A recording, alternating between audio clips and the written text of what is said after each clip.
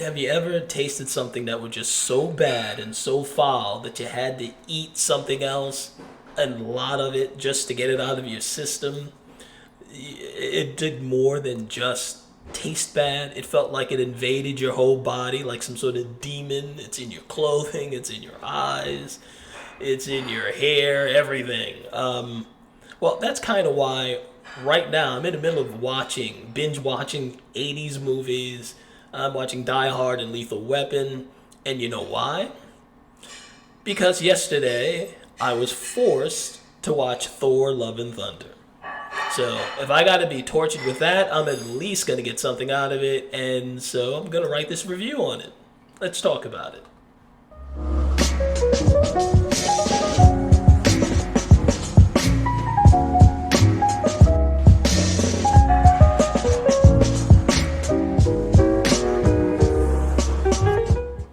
Hello, everyone. This is Keith. Welcome to the Ghetto Sapien channel, your home of inner city intelligence. So I think I kind of gave it away already, how I felt about the movie Thor: Love and Thunder, but no one should be surprised by my review of it that it wasn't very good, because that's what everyone's review is. It's really bad. I was just the only reason why I went was my wife and I haven't been to the movies in a little bit. We go to Cine Bistro. They serve more than just popcorn. It's great food. Have drinks. The food is great. The seating is very nice. Nice music while I wait in there. But we haven't had a chance to go out to see a decent movie in a while, because there hasn't been many decent movies, at least the last couple of weeks. So she got a taste in her mouth. Speaking of taste, they make a seared salmon that's really good. So I was like, is it really worth it to go there just for the salmon? Because this movie's pretty bad. So she insisted. So here I am, getting ready to order the salmon and just kind of, take the punishment of watching the movie too. And to make it worse, and I knew this was gonna happen, hey, they ran out of salmon. So I had to sit there. We ordered something else. The other food wasn't that bad, but I had to sit there.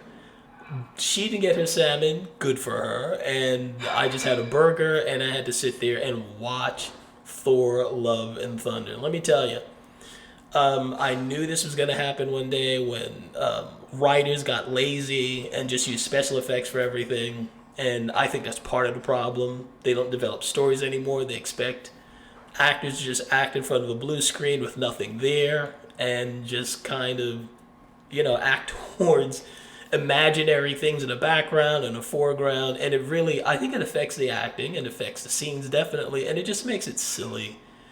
I know it's a comic book, but still expect a little basis in reality, and this just went way off the deep end. So first of all, nod to Russell Crowe for just, this is the way he's going to end his career as Zeus. And let me tell you what I think was going on with Zeus. First of all, I think that they may have said, let's hire Russell Crowe because we could probably save some money. So let me tell you, the effects, it's just kind of cheap. Everything seemed kind of cheap. So maybe they were thinking they could hire Russell Crowe as Zeus because he could bring his gladiator outfit and just play Zeus. He ain't fitting in that gladiator outfit anymore. He's kind of a dumpling kind of figure now, and he really played into it. He played it. I don't know if it was intentionally or unintentionally funny. Zeus was very funny to me, but I don't think it was intentional. I just don't know what to make of it. But it was a really goofy role for poor Russell Crowe, who started his career as a pretty cool dude, and ended up as a fat Zeus, diabetic Zeus, pretty much. And the rest of the characters didn't do much better. The characters were just, there was, no one was likable. I'll put it that way. There was not one likable character. From the kids to Thor himself, you didn't care about any of those characters.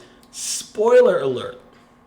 One of the characters, this is how bad it was. One of the characters dies of cancer, and I was cheering for the cancer. Yay! Stage 4, take her away. It was that bad. When she died, the character Jane Foster died of cancer, and there was nothing, just like, Okay, thank God that's over with. And like I said, even the kids were obnoxious.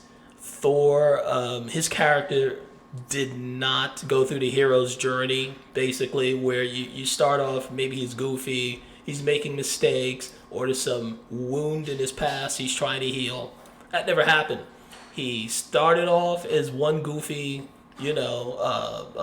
aimless character. He ended off with a goofy, aimless, kind of useless character. No change. No, in fact, no one changed through the entire movie, except of course the person who died with cancer. Anyway, that person changed, and she was Jane Foster and Thor, the two lead actors. There was no chemistry between them. None. You didn't feel that they felt any which way about each other at all. It was just really bad. There's more chemistry in Mexican tap water than between those two main characters. It's just a complete waste of time. They didn't convince anybody that there were these long lost loves and the love of their lives. It was just all performative. It's all acting is, but come on, give me something. I mean, speaking of Lethal Weapon, Danny Glover and Mel Gibson had way more chemistry and more believability than Chris Helmsworth and I forgot the chick who played Jane Foster because I just don't care. And not to say either in their own, they're very good actors. They just couldn't pull it off between the two of them. The main killer, Gore the God Slayer, very lame. In fact, you'd almost forget he was the main that he was like in the story at all because he killed one god. And that's pretty much it. And then he appeared here and there. The Thor and his guys killed way more people than the villain did. That's how ineffective the villain was, and he looked nothing like he did in the comic book. It was just really, really bad. And they had so many unnecessary characters in it. They had characters that were just unnecessarily gay. What I mean unnecessarily gay, I don't care what someone's sexual preferences are. Just make it make sense to the story. It doesn't move the story forward, or it's just there. This was just there. One of the main characters was gay. Two of them actually, and it just didn't add to the story whatsoever. And look, I'm not a prude. I'm sure most people aren't prudes either. Who nowadays, one of my favorite series is on HBO. It was The Wire. One of the main characters, one of the most likable characters, was gay. He just happened, and it wasn't that he just happened to be gay. Let me correct myself. It was integral to the story that he was gay because it moved it was a catalyst for other stories. The fact that he was gay, but it wasn't like all he was. That was just a minor part of his life. His name was Omar. You liked him because he was one of the thieves that had honor. And his character is very consistent, very sympathetic character. So, if the person's sexual preference plays a role in the story, fine. By all means, we're all adults. No one really cares. But just to do it, we're old enough to know that they're just doing this just to check off a box, and it's corny. Another thing they did was, and they tend to do nowadays, is we all know that Thor is of Norse mythology, Vikings. There were, Asgardians when I was a comic book geek when I was about 11 years old, and I collected Thor. So I'm pretty familiar with what it was about. There were no black Asgardians. There were no Asian or Puerto Rican Asgardians. They were all white because, again, it's Norse mythology. And there's nothing wrong with white people having their thing. I don't understand why they had to make some of the Asgardians black and Asian, whatever. It doesn't add to the story whatsoever. In fact, it's kind of jarring. It's like there aren't any black Vikings. I understand it's a comic book, but at least try and stick somewhat to the story and make it make sense. When I was a kid and we collected comic books, and again, I stopped when I was like 11 years old, so I did it maybe between the ages of 9 and 11 or 12 or something like that. We didn't care what the race of the main character was. A lot of us collected Spider-Man, and we didn't care that he was white. What made us interested in Peter Parker, beyond him being a superhero, was the fact that he had similar problems as we did. He had problems in high school with his girlfriend, with his Aunt May. That's what made his character accessible and relatable. He lived in New York. We all lived in New York, and so there was a lot of similarities there.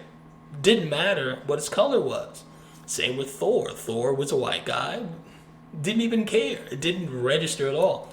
And even when Stan Lee, of Marvel fame, came up with Black Panther, we like, wow, that's really cool that you do have a black character. Blade came out later on, Luke Cage. Those are all fantastic.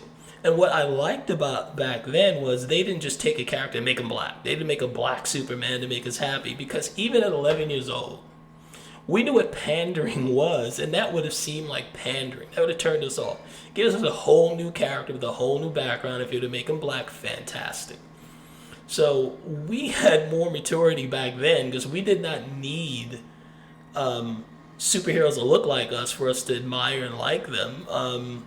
It seems like they need to have that nowadays, that grown-ups like get upset if they don't see someone who looks like them in the pages of a comic book or some hero in a movie. And I guess as 11-year-old kids growing up in a ghetto in the 70s, we had parents at home. We had both parents. So most of us did, even then. So we didn't really need, I guess, comic book heroes to look up to. We lived probably more in reality than a lot of grown-up people do today. Again, that's why we didn't look to comic books as being real heroes. We knew they were comic books, and it just ended there. And eventually we grew up in like Girls and the whole 9 yards. It seems like a lot of grown-ups now have stopped maturing, and they must see, they demand to see people who look like them on the screen. And again, like I said, it didn't matter to us. But anyway, I'm not going to say much more about this. I think I kind of drifted off the point, but I think comic books need to go back to their roots, and they were mostly aimed at young boys. That's really what it was. They weren't meant to make some big political statement, even though some did, but they didn't beat you over the head with it. And that's where it needs to remain. I think so. But they're making money off of it. They're trying to influence people, and I think people are getting tired of it. Speaking of which, real quick, there's a guy that my kids follow and I follow too, Eric July, Young Ripper. He's making a ton of money, and God bless him, because he's trying to make unwoke classic comic books. So I recommend you guys check him out if you want to read the comics how they used to be, how they weren't trying to tell a political story, just a straight up moral story, and be entertaining. So check out Eric July's Rippaverse, and I think we should support more people like that, more content creators who want to change the culture to where it used to be. So that's all I got to say on this. So if you have any comments, please leave them in the comment section. Other than that, like, share, comment, and subscribe.